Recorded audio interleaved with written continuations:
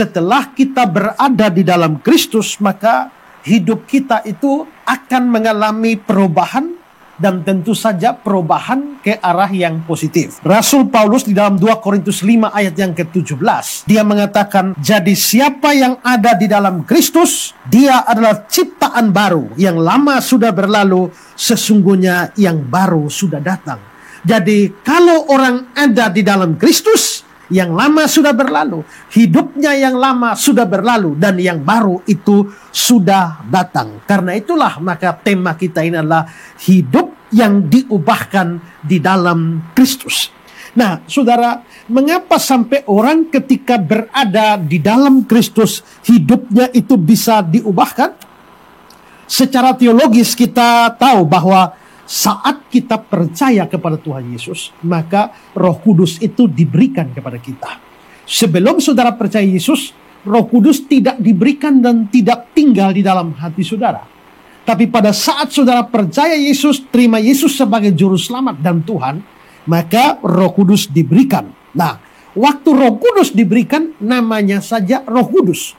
Maka Roh itu akan melakukan pekerjaan pengudusan, sanctification di dalam diri kita. Dia akan bekerja sedemikian rupa sehingga pada akhirnya hidup kita itu menghasilkan apa yang disebut sebagai buah roh di dalam Galatia pasal yang ke-5, sehingga akhirnya hidup seorang itu dari hari ke hari itu makin menjadi baik. Dia yang tadinya hidupnya jahat, hidupnya buruk, hidupnya tidak baik, itu mengalami pertumbuhan atau perkembangan sehingga akhirnya dia dikatakan sebagai menjadi ciptaan yang baru. Nah, saudara-saudara, bahwa seorang di dalam Kristus itu juga bisa mengalami pertumbuhan atau perubahan hidup, itu juga diakibatkan dari pekerjaan Tuhan sendiri. Di mana di dalam perjanjian lama dikatakan bahwa Tuhan sendiri yang memberikan hati yang baru. Tuhan memberikan hati yang taat sehingga umatnya itu dapat hidup berkenan padanya, dapat hidup taat akan dia. Misalnya dalam Yeskiel pasal 36. Kamu akan kuberikan hati yang baru dan roh yang baru dalam batinmu. Dan aku akan menjauhkan dari tubuhmu hati yang keras dan kuberikan kepadamu hati yang taat. Rohku akan kuberikan diam dalam batinmu, dan aku akan membuat kamu hidup menurut segala ketetapanku, dan tetap berpegang pada peraturan-peraturanku dan melakukannya.